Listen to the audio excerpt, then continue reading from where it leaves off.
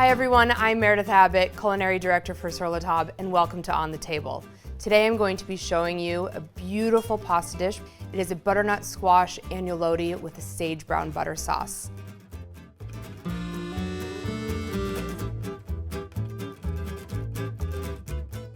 To make the butternut squash filling, I've pre-made a few things. One is I've roasted my entire butternut squash, cut side down, and I've let it cool so that I can touch it. And I've pre-diced my shallot. So I'm gonna start sweating down my shallot. So under a small skillet, medium heat or so, I'm gonna add butter. Once that's melted, it's still foaming a little bit, but once it subsides, I'm going to add in my shallots. I'm just going to cook them, stirring occasionally, like medium heat, medium-low heat, looking for them to soften and really become aromatic, but not get a lot of color on them. While those are softening, I'm going to rice my butternut squash. Now you could mash these if you wanted to, but really using a ricer breaks the butternut squash down without kind of mashing it and letting it become flat. It incorporates some air into things and really will yield a really soft, fluffy, voluminous filling. This is also how you get those silky mashed potatoes or any mashed root vegetable. I highly recommend putting through a ricer. And once you've loaded your kind of chamber full, drop the plunger down and just squeeze and press. This is a great job if you're cooking with kids. Kids love to put things through the ricer.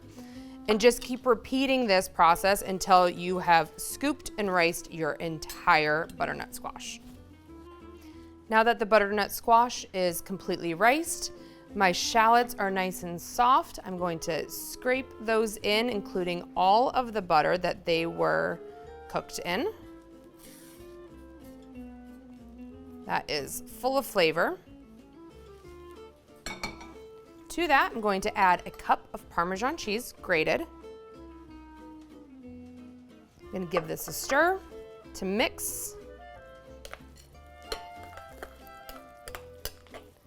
And now before finishing it, I'm going to give it a taste. So a clean spoon.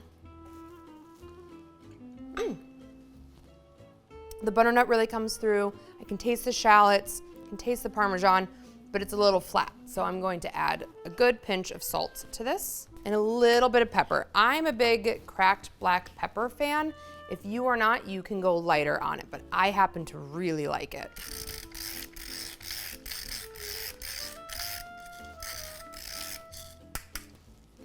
Give it another stir. You want this to be quite flavorful. We're turning this into agnolotti, which is a small stuffed pasta. So these are gonna be little itty bitty bites and we want them to have really high impact. So make sure your filling is very flavorful.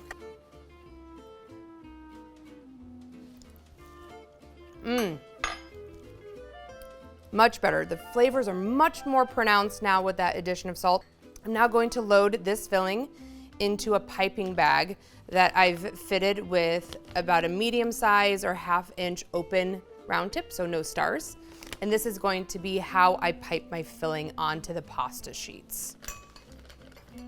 So you can either hold it in your hand or you can put it into a tall glass and add it into that. Just like so.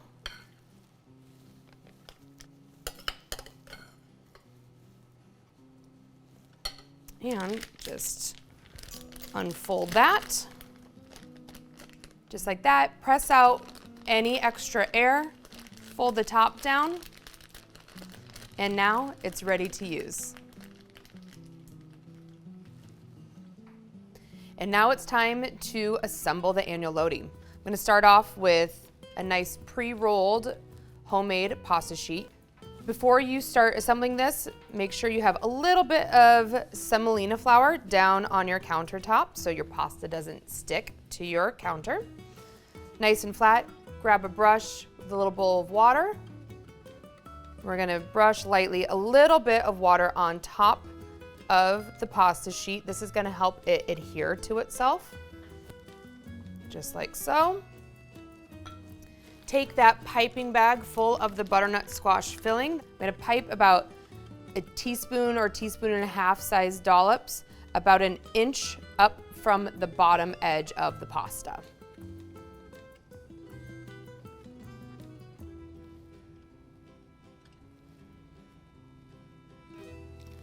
There we go. And now this is the fun part. You're gonna slide your fingers underneath that edge, fold the pasta up over on top of itself, and run your finger at that very edge to seal it. Take either a fluted pastry cutter like I have now, or a straight edge is fine. We're gonna cut across just down from that seam. This is going to cut it, and also it's going to help seal that edge shut. There you go. Pull those apart. Now you're gonna take your two fingers and you're gonna go in between and press down, again, to seal that space in between those dollops. You can move this around if you feel like it's gonna stick. You're gonna take your pastry cutter and you're going to roll it in between those dollops where you had pressed those pasta sheets together. There you go. It's okay if they kind of fold. They might fold up on themselves a little bit. Also, darling, if not, you've got these beautiful little pieces of pasta. Keep repeating this process until you have used up all of your pasta. Dust a parchment-lined sheet tray with a little bit more of your semolina flour and put your pasta on top of that to store it. This will prevent it from sticking together. And just repeat until it is all finished.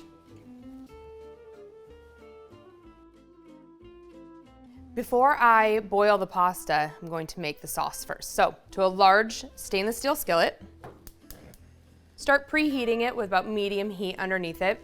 And I really prefer a stainless steel or a light colored pan for this so I can see how the butter is browning, which is the milk solids and the butter start to toast. So I have a whole stick of butter. In it goes. You want to cook out all of that water from the butter. And then once that happens, then those milk solids start to toast and you can really smell that nutty aroma. So it's going to go through a few stages. The butter is going to melt. Then the water is going to boil out. After that happens, then the milk solids are going to toast. So once your milk solids begin to toast and to brown, I like to constantly swirl the butter around just in case there are any hot spots in your pan. This is going to help it cook more evenly and prevent burning. Ooh, look at those. So you can see at the bottom of the pan, I have some nice golden brown speckles. I'm gonna take this for a couple more seconds because the foam around the skillet is still a little light and I want that to be a little more golden in color. But now that's there. So I'm gonna turn the heat off underneath the skillet. I don't want it to cook any longer. And I'm going to add in some sherry vinegar. Now this is adding liquid to butter, so be very careful, it's going to splatter. So again, pour it in kind of close to the pan and away from you. And then immediately we're gonna add the sage, the chopped sage, into the pan after that.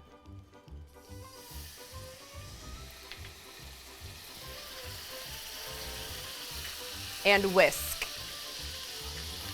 It smells really good. The sage has become really fragrant, but also there's a lot of nuttiness there from that browned butter. And there's a pop of kind of sharpness from that sherry vinegar. So the sizzling has stopped.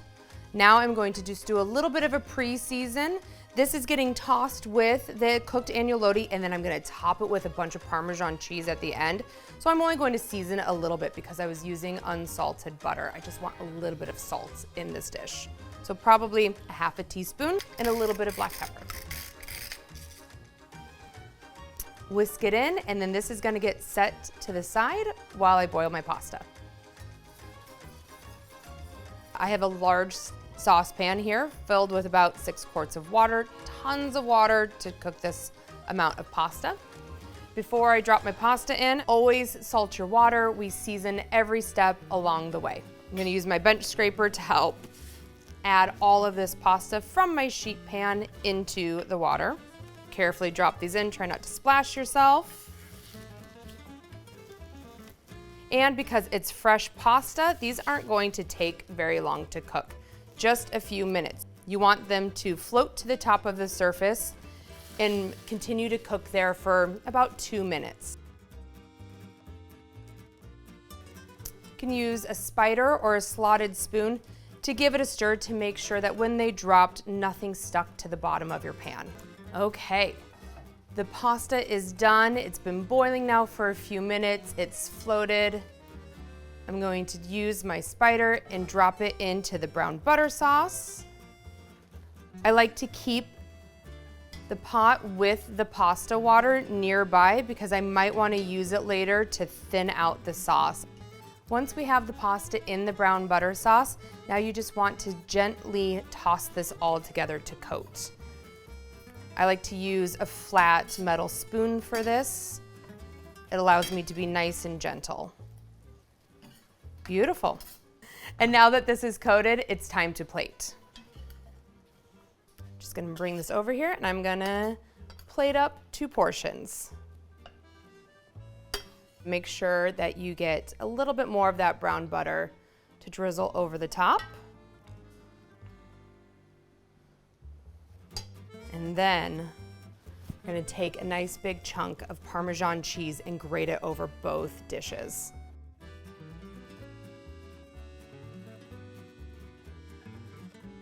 As much or as little as you'd like.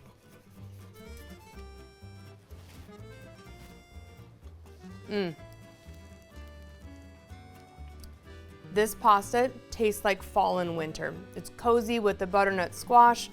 It's really creamy and nutty with that brown butter, and then the cheese just takes it over the top. This is so delicious. Enjoy.